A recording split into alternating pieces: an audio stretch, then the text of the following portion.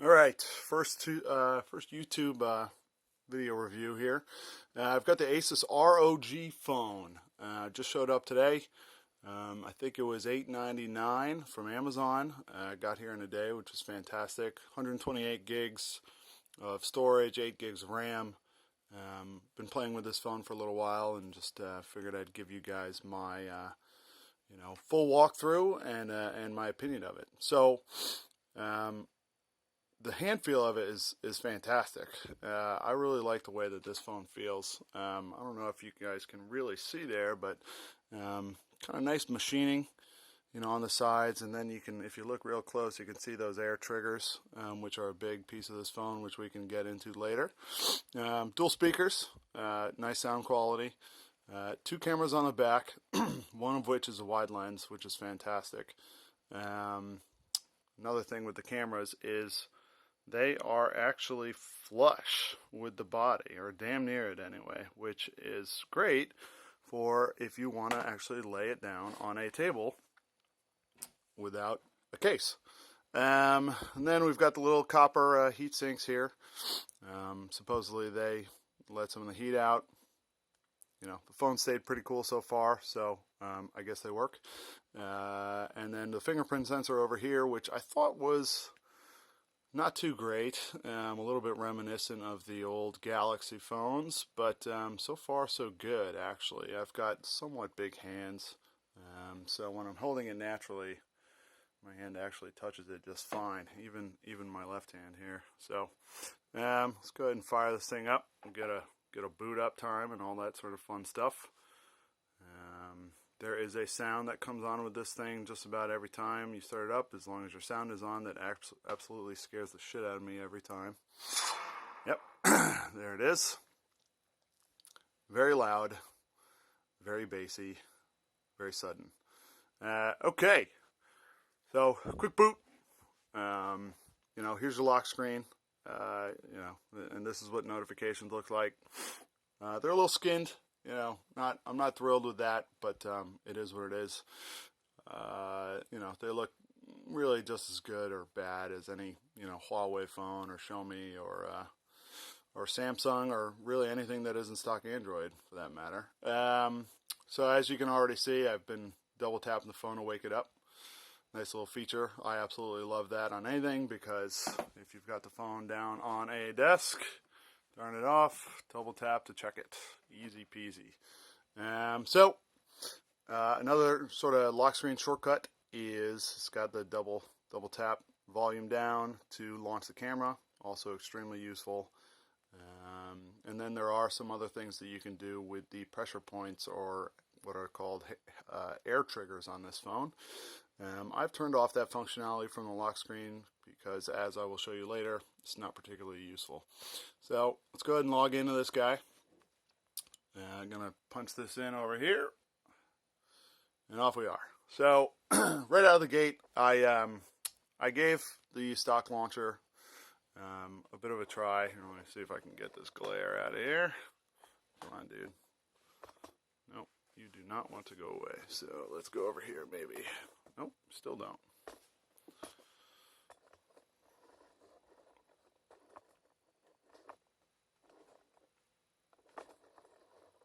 This is ridiculous. Okay.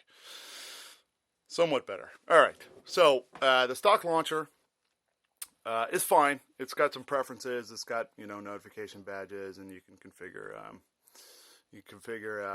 rows and columns and things like that. And it's got Google Now, which is very convenient, obviously. But Nova Launcher is always my go-to. So I went ahead and replaced it with Nova Launcher. So one of the things that I, immediately do on any of these brand new phones is go into settings, and maybe I'll bump up my DPI here so you guys can see this. But the first thing I do generally is bump down the DPI.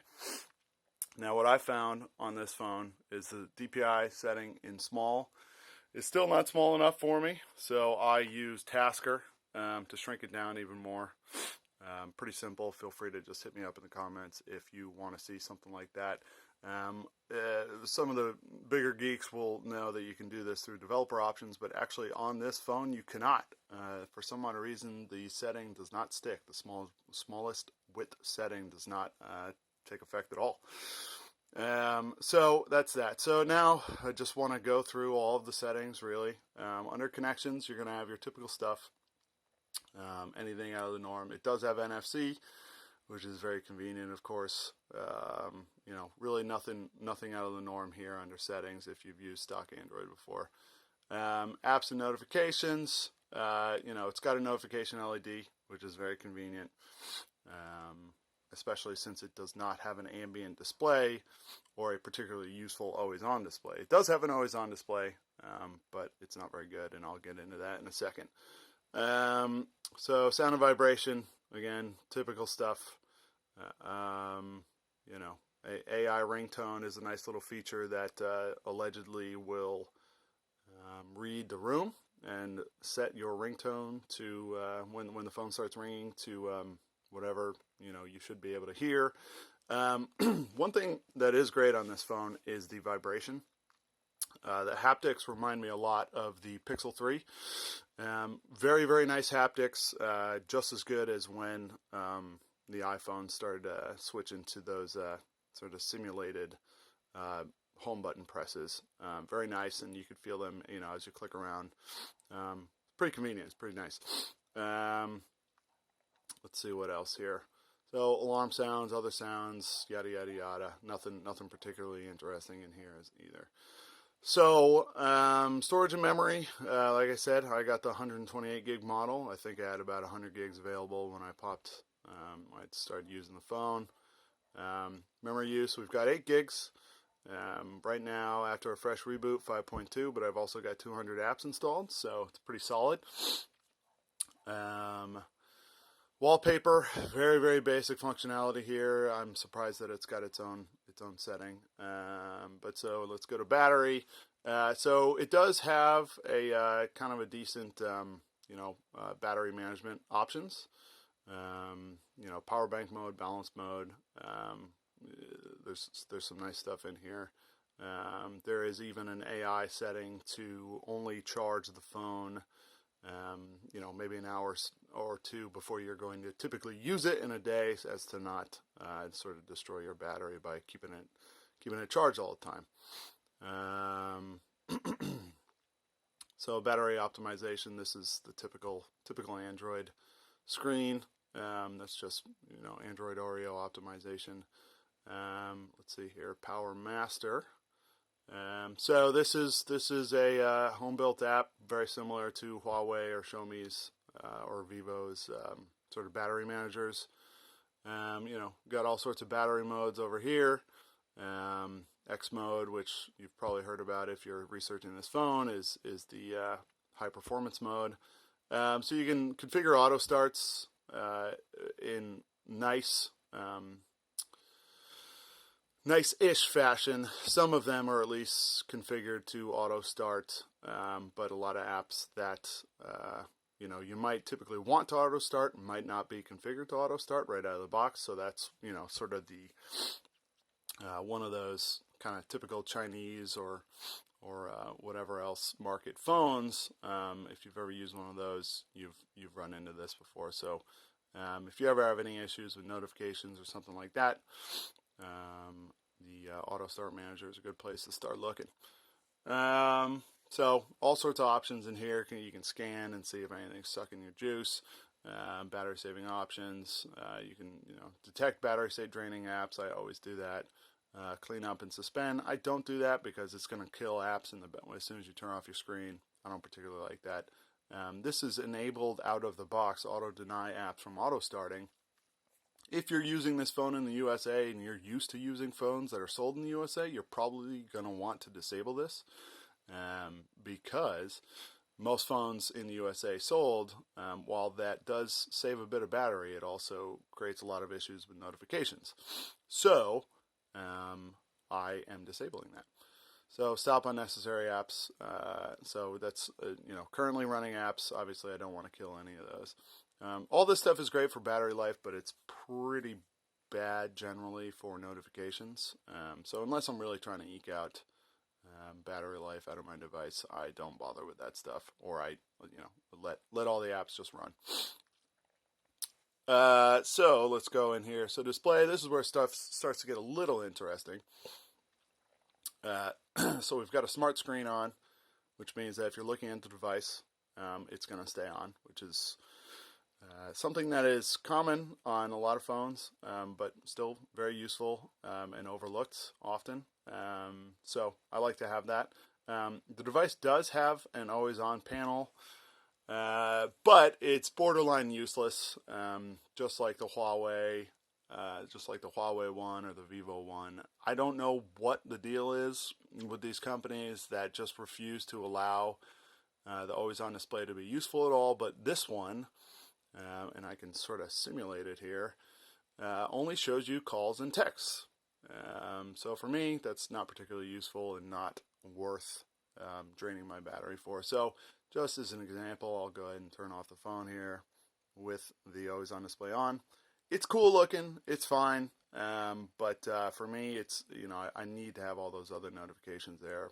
I would much rather there be an ambient display with all the notifications than that. So I'm going to go ahead and turn that off. So with always on display on, you cannot lift to check your phone. With it off, you can lift to check your phone. So let's see if we can get this going here.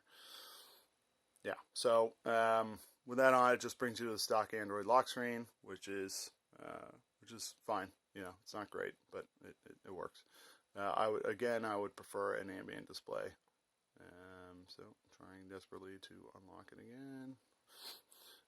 Okay. App scaling. So this is for those sort of legacy apps that aren't really configured to work with 18:9 displays. Most of them these days work just fine, so you don't really need to mess with this. Much more useful in phones that are using aspect ratios taller than 18:9, like the OnePlus 6T and Mate Pro, or Mate 20 Pro rather. Refresh rate, so this phone comes out of the box set to 60. I set it to 90 because you really can tell, and you won't be able to tell on my YouTube video because YouTube does not broadcast at 90 hertz, but you really can tell in smoothness. It is very nice to be able to use that phone at 90.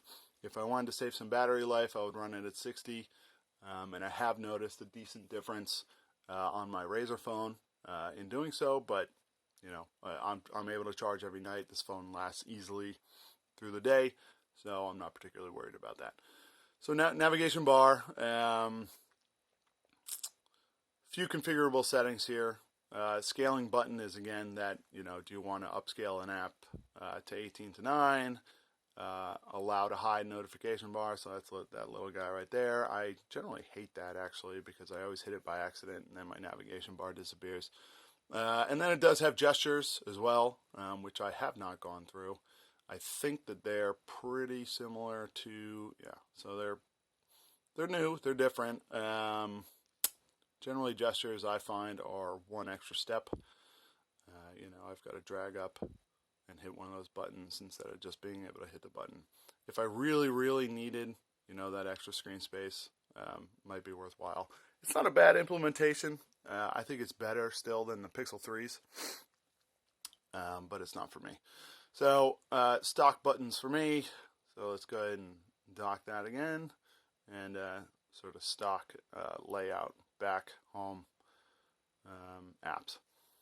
So font size, this is all the typical stuff here. Display size, like I said, I already went through that. The DPI, even at small, is a bit too small for me, or a bit too big rather for me. So then there's this Splendid app, which as best as I can tell is just, allows you to choose colors. Do you want to go warm? Do you want to go cold? So reset to default. So then of course it's got a nighttime reading mode. Pretty typical stuff at this point. This comes up as a notification every time I start this phone. Wide color gamut is turned on.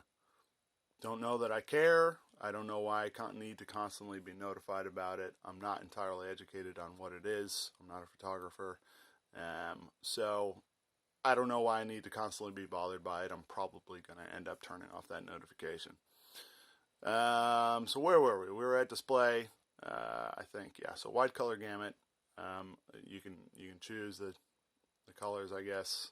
Yeah, so this is a little bit reminiscent of that Pixel 2 debacle when the colors were bad, or not bad, but world accurate, but user unfriendly. So I guess wide color gamut just gives that sort of saturated look. Again, I don't know why I need to be constantly notified of it, but you know, ASUS thinks I should be. So LED indicator, you can turn that on or off. Since there is no ambient display, it's nice to have. So I leave that on. Okay, so let's continue on down here. Security and lock screen. So there is a face unlock on this phone. It works incredibly well, actually. So well that I've turned it off because I accidentally unlock the phone all the time with my face when I don't mean to. So even more useful with the face unlock, you can actually do, I believe somewhere in here there should be an app lock. I don't see it, but it is here somewhere, and I'm sure we'll find it. But you can lock apps and use face recognition to unlock those apps, even if you don't use face recognition to unlock the phone. So the one sort of disappointing thing with the face recognition is you cannot turn the phone on and sort of get an indicator that the phone is unlocked because you've used your face.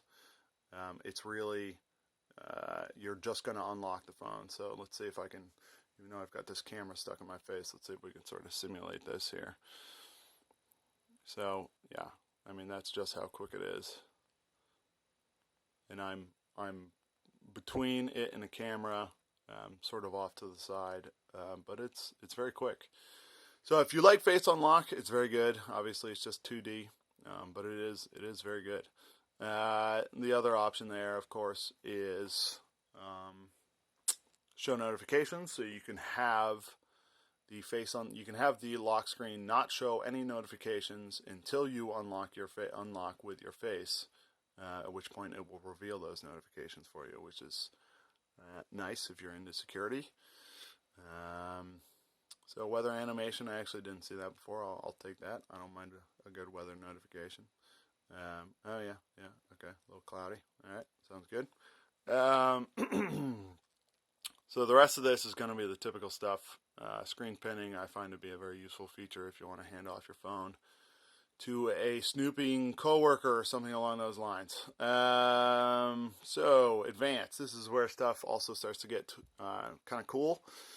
This is where we start really get into the specific ASUS some people would call it bloatware, some people would call it useful apps. But there's this app called Page Marker. Not entirely sure what it does, but as soon as I open up Chrome, I got a notification about it saying that it can save my page in Chrome. I've never really needed anything like that before, so I went ahead and disabled it. But those who have used something like that before might find it useful. Twin apps is a nice feature. You can have various instances, well, not instances, but various profiles for various apps. So let's say you've got two Facebook accounts that you'd like to be able to easily access. I do not, but say you do. You can turn on twin apps for that, and you can have multiple profiles for Facebook easily. So Game Genie, this is one of the very cool things about this ASUS phone. Is you can get your game toolbar, you can get all sorts of information while you're playing games, or just whenever you turn on Game Genie in general. CPU temperature, GPU, system temperature, the current frames per second, remaining time allegedly for playing, whatever you're playing, or real runtime. I'm not a big game recorder, but it's got some built-in game recording stuff, and you can live stream to YouTube, Twitch, etc. Stuff that's not particularly useful for me, but I think it's cool that it has it nonetheless. Auto reject calls is a very nice feature as well when you're in the middle of a live action game. playing online, obviously that can be very annoying. So, Zen emoji, no idea what this is. Did not bother with it at all. I'm not an emoji guy. I imagine it's some sort of iteration of, like the iPhone's emoji stuff. Not my thing.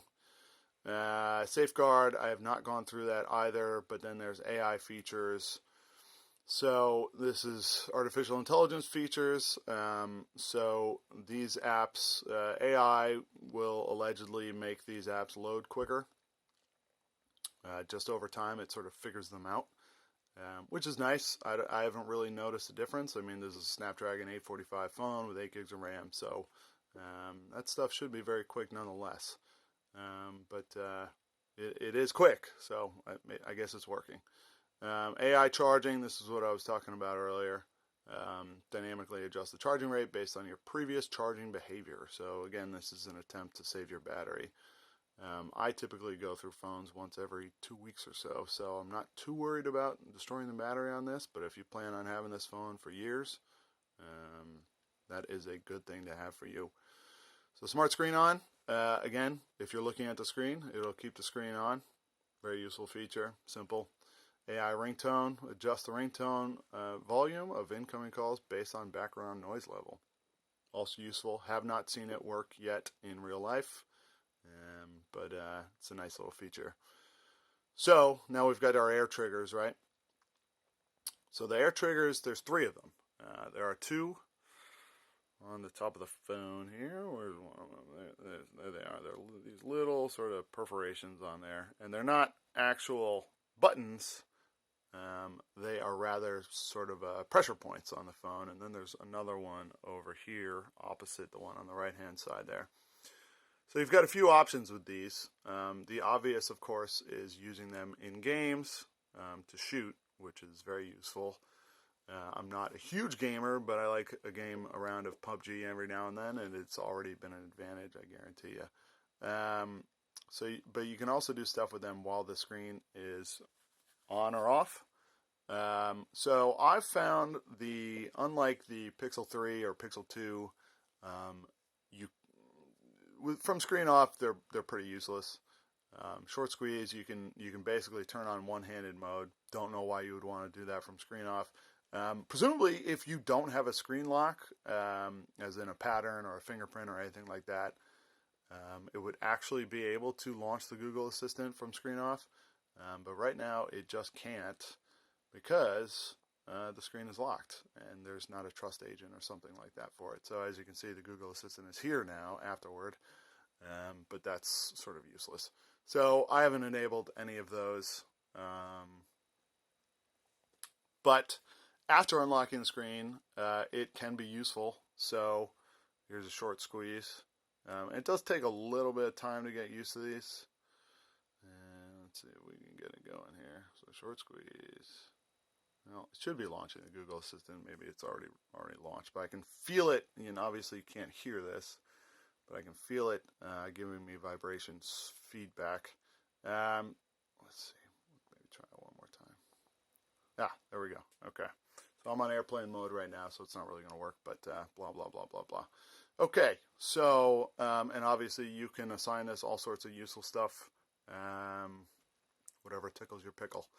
Long squeeze is X mode, which is again that gaming performance mode.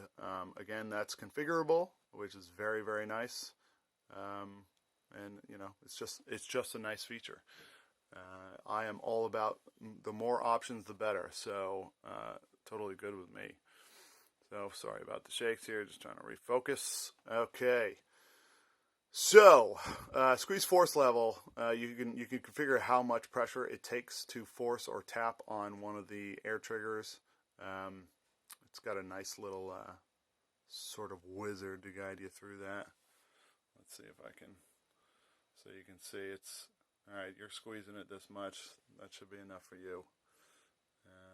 And then the button tap force level brings you through the same thing. I set that as low as possible, so that with the ever so slightest tap on the air triggers, I get that gunshot or zoom or whatever I'm looking for. So back out of that. Lift to check phone, very useful feature, especially if it does not have an ambient display. I think I sort of went through that already, but as you can see, I did not do anything to turn on the phone other than lift it. Screenshot, let's see here. Tap and hold the recent apps key. Okay, so that's a nice little feature. I can do this, take a screenshot. Yep, nice. And it's got the long screenshot option too if you're trying to get a whole page or something past what's currently viewable on your screen. Instant camera is a pretty common option. Double click the volume key to launch the camera. Fingerprint gestures, swipe for notifications. Pretty nice to have.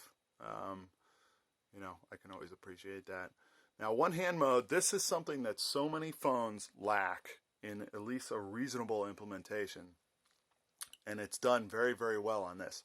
So for starters, you've got two options for your one hand mode. You can do it through here. You can, so I'll set that guy. Yep, there we go. So one hand mode. All I did was squeeze the phone pretty gently, quickly, and it brought me down to one hand mode. So I'm going to go ahead and set that back to the Google Assistant because I use the other option. So this is double tap the home key to activate the one hand operation mode. So this is like, the old 16 by 9 iPhones. Super, super convenient. Probably the best implementation of one hand mode I've ever seen on Android, with the second place being the Huawei phones being drag along the nav bar. That's fantastic. I can't believe that ASUS is the first company to really think that through, but they did a great job with it. So pocket mode, if the phone's in your pocket, let's see if I can sort of simulate this here. Yeah, so I'm simulating it by covering up the sensors at the top, and I cannot double tap the phone to wake it. So do that. Boom. We're unlocked again. And glove mode, presumably if you've got kind of thinner gloves, you can use them with this screen, which is nice. Okay, so accessibility. Let's see if there's anything particularly interesting in here. Typical stuff, auto rotate screen. A lot of phones actually don't have that, at least with the stock home screen. This one does, which is very nice. And that's really it. So there's some support and tips stuff here, which might come in handy. I don't know. I always just go to XDA for all my questions, but presumably these will bring you to some useful places. I ran an Antutu before. Got a 290,000 or something along those lines. Let's see if it's still up here. Not in X mode, I know. So when you launch certain apps, it's going to say, hey, you're not in X mode. Do you want to get the best performance you can get? So 298,000. It's one of the best phones out there. Basically, the only thing that beats it right now is that Kirin 980 in the Mate 20 series. Other than that, this is the highest clocked Snapdragon 845 that you can find. So it got the best score, as it should. I've played a decent amount of PUBG on it thus far, and it's performing very, very well. Full, HDR on, HDR settings rather, anti-aliasing on. I got about, according to the Game Genie, like 30-ish frames per second, if you care about that sort of thing. Seem to work very well. I don't have any of the accessories yet, so I haven't been able to test them out, but I do have the dock on the way, so I'm excited for that, particularly because the dock actually does a pass-through of the video to your computer. So you can just hit a nice little button, almost like a KVM switch, and switch back and forth between your computer and your phone. Very cool. So I'm trying to think if there's anything else with this phone. I don't know what you're asking me about there. Really, last impressions, or final impressions rather. I was hoping it was going to be a little bit wider. Obviously, you can read dimensions all you want to, but your best guess is really by comparing it with something else. I was in my head, I've got the Razer phone too. I had the Razer phone. Those size-wise are exactly what I like, at least width-wise. And this is a little narrow for me. I mean, I'm 6'2". I've got big-ish hands. So typing two-handed is It's a little tight, but it's better than most.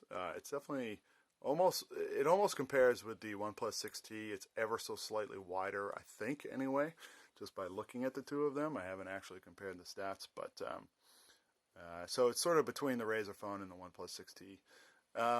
For $899, I wouldn't say it's quite a no-brainer, but it's a very, very good phone. If it had, I mean, it's just comes down to the little stuff like an ambient display or a useful always-on display. If it had that, it would be a bit more of a selling point. But that stuff, as little as it is, it ends up being a huge, sometimes deal breaker for people, including me. I do not have a Huawei phone at the moment because it does not have a useful always-on display or ambient display. Instead, I have this. Which also doesn't, but at least it's got a lot of kind of sort of cool gimmicks and options. So I don't know if it's a no-brainer, but it's a very, very good phone, arguably the best phone when you don't take price into consideration. Performance-wise, it absolutely smokes the Pixel 3s, obviously. Sort of smoothness, the 90 hertz, again, you're not going to be able to see it, but it's so nice to look at. The screen is so nice to look at. The camera is good. It's got a decent amount of configurability. Actually, why don't we go ahead and hop on in there if I can find it, because I've already installed another camera. Let's just call it another camera. Where are you? There you are. Okay, so one thing that I do love about this phone is it has a wide-angle lens. I love that, especially if you're trying to get a small space or a room or whatever, and a wide-angle lens is fantastic to have for that. Let's hop back in there. So just sort of go through the options here. Obviously, it's got Google Lens. It's not going to work right now because I am in airplane mode. What other options do we have here? We can switch and see me. Yep, ugly old me. Let's go to settings. So, ASUS watermark, super useful. I'm sure a lot of people will be using that. I like to do the, wow, okay, so it does not have the golden ratio, I guess. I'll do 3x3.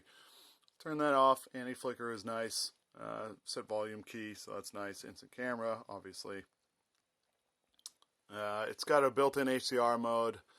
I haven't done a whole lot of camera testing yet. I mean, like I said, I generally just right out of the gate install a quote-unquote other camera, which works very well on this phone. It's got two nice lenses on there, two nice sensors.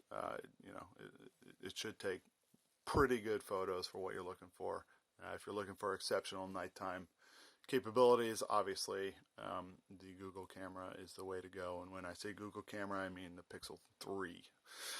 I won't go into any more than that. But yeah, I mean, it's a very nice device. It's a little hefty. It's definitely heavier than most. I like that. I loved the sort of machine feel of it. It feels substantial to me.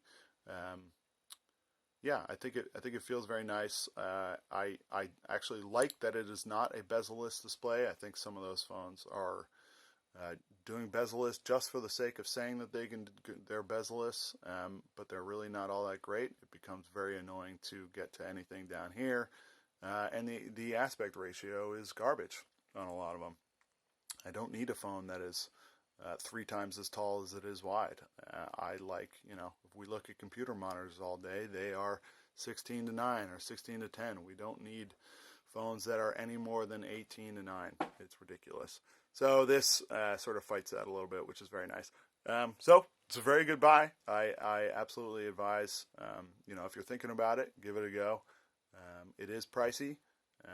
And it's, if you're just looking for something simple, it's just going to take some good pictures. Obviously, there's other options out there, but if you're looking for something kind of cool, this is a great way to go.